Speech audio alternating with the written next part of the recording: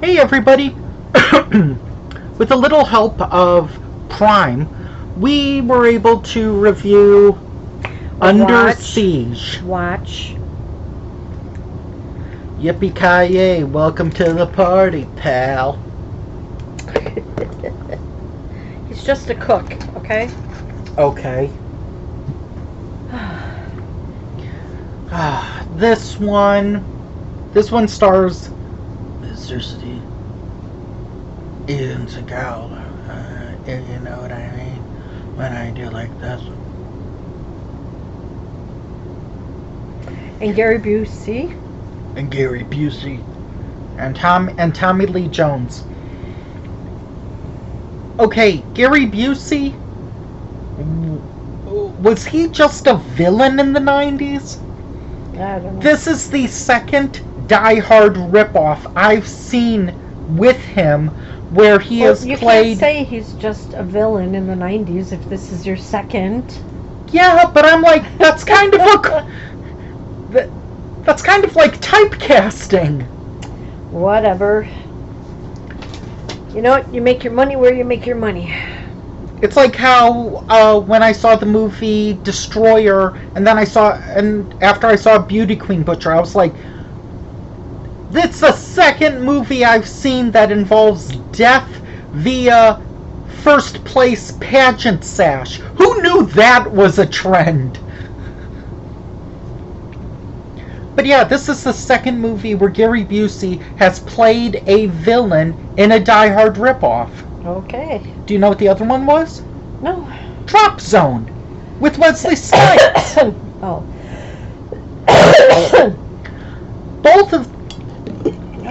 both of them, and both Wesley Snipes and Seagal have done a lot of direct-to-video European movies that involve action, and both Film Brain did 5-week special reviews on. Is this a cinematic universe? What you gonna do? What you gonna do? We should try that one time. Let's see how many reviews we can do that can connect back to something Film Brain said or did. Don't want to get in his brain. So anyway, why? Because he's British? No. You said So- film brain. Yeah, Film You Brain. have enough films in your brain. I don't want to get into his. I've shown you some of his reviews. Okay, yes. Anyway, this movie stars Steven Seagal, but it's not sad, pathetic Seagal. This is younger, where he helped create the movie. Yeah, he's the producer. Like he gave a care. He was also the producer on Deadly Ground, I think. The environmental terrorism movie. And I think it's from the same studio, Warner Brothers. Oh, wow.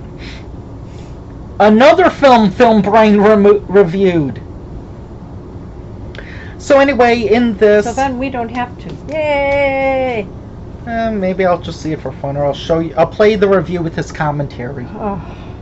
So anyway, basically this is a Die Hard on a ship, involving him. Gary Busey and Tommy Lee Jones are the villains. Yeah. Tommy Lee Jones, I didn't recognize him until you mentioned who he was. He looks like Mick Jagger. Well, maybe that's what No. I'm sorry. He doesn't look like Mick Jagger. He looks like Keith Richards. At least in my opinion, that's what he looked like. What's funny in this review is that because I've seen several Steven Seagal direct-to-video films, and because I've seen Film Brain's review of those films, I was noticing things in his other movies that are in this movie. Like the location being on a ship. That's from Submerged. He has kinda Cajun accent. Was he in Red October, or is that Sean? That was Sean Connery, and that was Hunt for Red October. At the beginning, he had a bit of a Cajun accent, I think. Yeah, he was trying to fit in. Which is also from Submerged. What's another?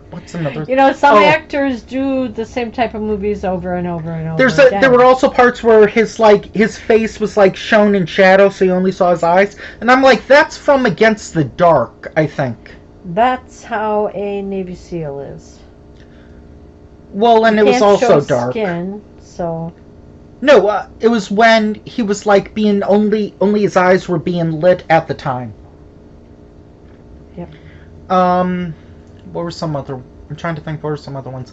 I think like the like smile or laugh or whatever he did at one point, like that weird smile.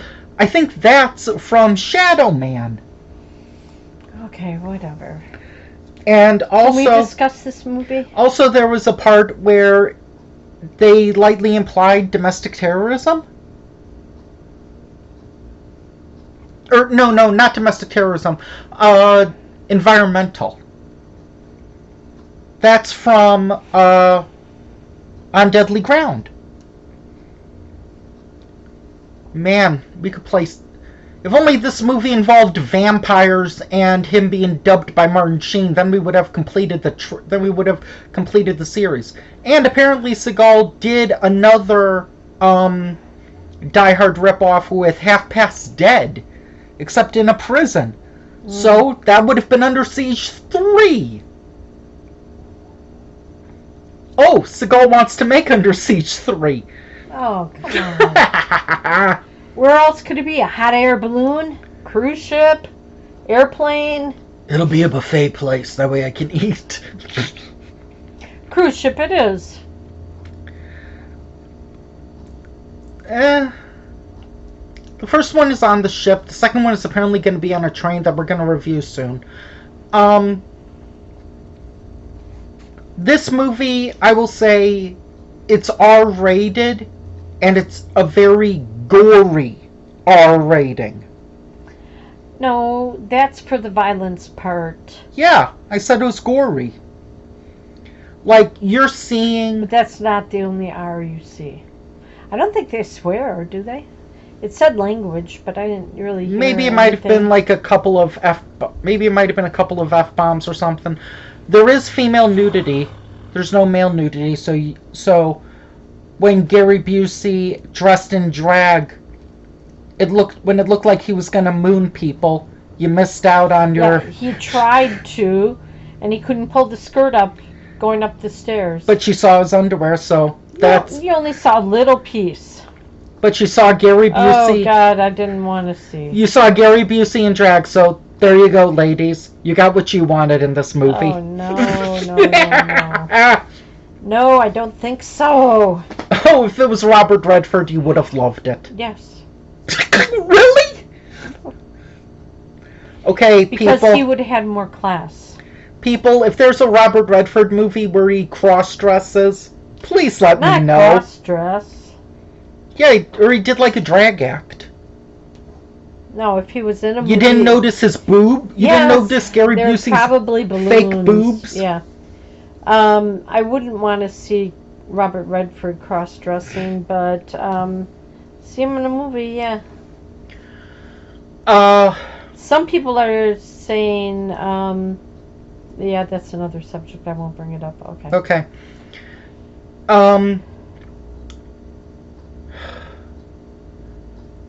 Even though it's an early Seagal movie, but it just felt, apart from the fact that he can walk and open doors and speak without being dubbed. That's plus. Yeah, apart from all that, it's kind of... It feels like it's kind of a generic Seagal film because he's made so many of these types of films. That it would... Well, I mean, if... It'd be phoning it in like you say others do. But he had to swim in the sea. Yeah, he had to exercise. He had to move. Yeah. I'm sure some of this involves stuntmen, but it was for, things that you would actually need a stunt double for. Not opening curtains and walking out of a building. Getting into a car. Yeah. It's like, geez, dude, you are lazy. Um, but yeah, there's very gory moments even for A action lot of films. knife and gun. Oh, that's what you were gonna say. Wasn't that what you meant by gory? No, when I said gory, you might want to like cover your ears or something. Okay, go ahead. My ears are covered. There's a I part. can't really hear you. There's a part where a because I have- character gets impaled by like a railroad spike or bar thing. There's several instances, or there's an instance when someone's eye gets taken out. Ow. I did not touch her, folks. No, you didn't. It's my shoulder. And there's one part where I'm not exactly sure what happened, but I think he might have just ripped someone's throat. Yep. The esophagus. Just pluck it out. I didn't even know you could do that. Yep. What about the eyeball? You knew you could do that, Well, right? Well, I didn't know how to do it, and I don't want to know how to do it. I don't want to be a suspect.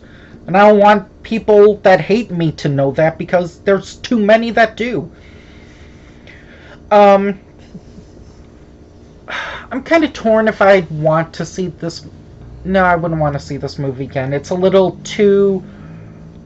I think I've seen it before. Well, that, and it probably reminds you of, like, Speed 2. No. What? Both were Die Hard ripoffs on ships.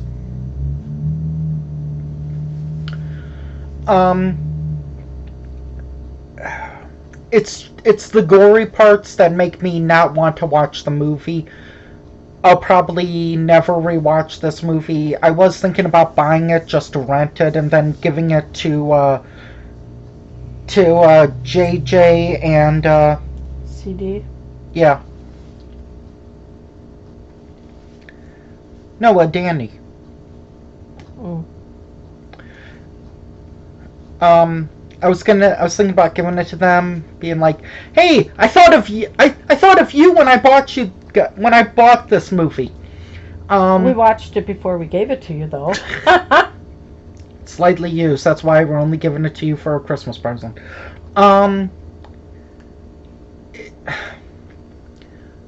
If I want to watch this kind of movie, I'll watch like I have Die Hard ripoffs. I have like Speed, and I have Air Force One. I'll watch those because I think, especially Air Force One, especially Speed, in my opinion, is one of the better or one of the best, in my opinion, action movies. Mm-hmm. Because most of it is shot during the daytime, unlike this, where like almost like 3/4 of it are shot at night. And I swear there was one scene that was in black and white. Well, it was nighttime. You can do night for day. Okay, did you like the movie? How far are you going to go? I haven't really gotten into the plot I apart know, from you didn't saying even that. talk about the captain's special birthday party. Yeah. And you didn't talk about Miss July 1989 jumping out No, of I the thought it was cake. 91. 89. Or no, 86. Or 86, 87, 88, 86. 89. And she was topless, so that's for some men and maybe some women. I'm just curious, what did you like better, seeing Miss 1986 or seeing Gary Busey? Seeing Gary Busey because it only showed his hip. Anyway, it's people. only like a 1.5 inch square, if that. Anyway, people. Apparently, this was made during Seagal's good era, and from what I've heard from Film Brain, the next movie we're reviewing is towards the later bad era. Oh boy. Because between these films, he made an ego-driven passion project. So let's see him post-ego passion project. Yeah, you don't have many places to go to on a train. Car to car, dining car, sleeping car. See ya. Sitting up car. We'll see how it rails.